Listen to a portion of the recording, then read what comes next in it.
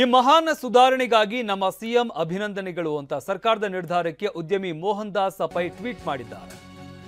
ಸಿದ್ದರಾಮಯ್ಯನವರೇ ಖಾಸಗಿಯವರಿಗೂ ಅವಕಾಶವನ್ನ ಕೊಡಿ, ಬೆಂಗಳೂರಿನಲ್ಲಿ ಬಸ್ಗಳ ಸಂಖ್ಯೆ ಹೆಚ್ಚಿಸುವುದಕ್ಕೆ ಅವಕಾಶ ಕೊಡಿ ಅಂತ ಈ ಮುಖಾಂತರ ಮನವಿಯನ್ನ ಕೂಡ ಮಾಡಿಕೊಂಡಿದ್ದಾರೆ. ಬಸ್ಗಳ ಸಂಖ್ಯೆ 15,000ಕ್ಕೆ ಹೆಚ್ಚಿಸುವುದಕ್ಕೆ ಅವಕಾಶ ಕೊಡಿ. ಇದರಿಂದ ಯಾರು ಓಡಿಸಿದ್ರೆ ಸಂಪೂರ್ಣ ಗ್ರಾಹಕರ ರಕ್ಷಣೆ ಇದೆ. ಸಾಮಾಜಿಕ ಜಾಲತಾಣದಲ್ಲಿ ಮೋಹನ್ ದಾಸ್ ಪೈ ಪೋಸ್ಟ್ ಮಾಡಿದ್ದಾರೆ.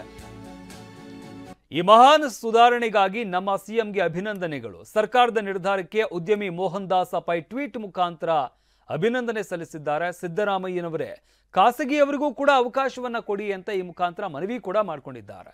ಇನ್ನು ಬೆಂಗಳೂರಿನಲ್ಲಿ ಬಸ್ಗಳ ಸಂಖ್ಯೆ ಹೆಚ್ಚಿಸೋದಕ್ಕೆ ಅವಕಾಶ ಕೊಡಿ, ಖಾಸಗಿ ಬಸ್ಗಳ ಓಡಾಟಕ್ಕೆ ಅಂದ್ರೆ ಬಸ್ಗಳ ಸಂಖ್ಯೆಯನ್ನು ಹೆಚ್ಚಿಸೋದಕ್ಕೆ ಅವಕಾಶವನ್ನ ಕೊಡಿ, ಬಸ್ಗಳ ಸಂಖ್ಯೆ 15,000ಕ್ಕೆ ಹೆಚ್ಚಿಸುವುದಕ್ಕೆ ಅವಕಾಶ ಕೊಡಿ ಅಂತ ಈ ಮುಖಾಂತರ ಮನವಿಯನ್ನ ಕೂಡ ಮಾಡಿಕೊಂಡಿದ್ದಾರೆ.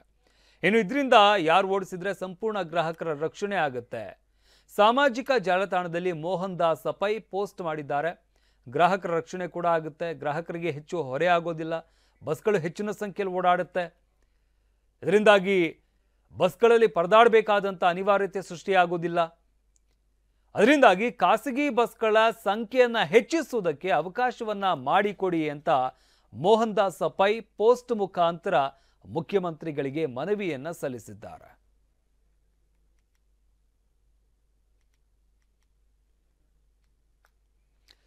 ವೈಜ್ಞಾನಿಕವಾಗಿ ಸಾರಿಗೆ ದರ ನಿಗದಿಗೆ ಸರ್ಕಾರ ಮುಂದಾಗಿದೆ. ಸಾರ್ವಜನಿಕ ಸಾರಿಗೆ ದರ ನಿಯಂತ್ರಣ ಸಮಿತಿಯನ್ನ ರಚನೆ ಮಾಡಲಾಗಿದೆ. ಸಮಿತಿಯನ್ನ ರಚಿಸಿ ರಾಜ್ಯ ಸರ್ಕಾರದ ಗೆಜೆಟ್ ನೋಟಿಫಿಕೇಶನ್ ಅನ್ನು ಹೊರಡಿಸಲಾಗಿದೆ. ಇದುವರೆಗೂ ಯಾವುದೇ ಸಮಿತಿ ರಚನೆ ಆಗಿರಲಿಲ್ಲ. ರಾಜಕೀಯ ಇಚ್ಛಾಶಕ್ತಿಯಂತೆ ಬಸ್ ದರ ಏರಿಕೆ ಮಾಡುವಂತಿಲ್ಲ. ಸೆಪ್ಟೆಂಬರ್ನಲ್ಲಿ ಸಮಿತಿ ರಚಿಸುವುದಕ್ಕೆ ಅಧಿಸೂಚನೆಯನ್ನು ಹೊರಡಿಸಲಾಗಿತ್ತು. ಈಗ ಸಮಿತಿ ರಚನೆಯಾಗಿದೆ.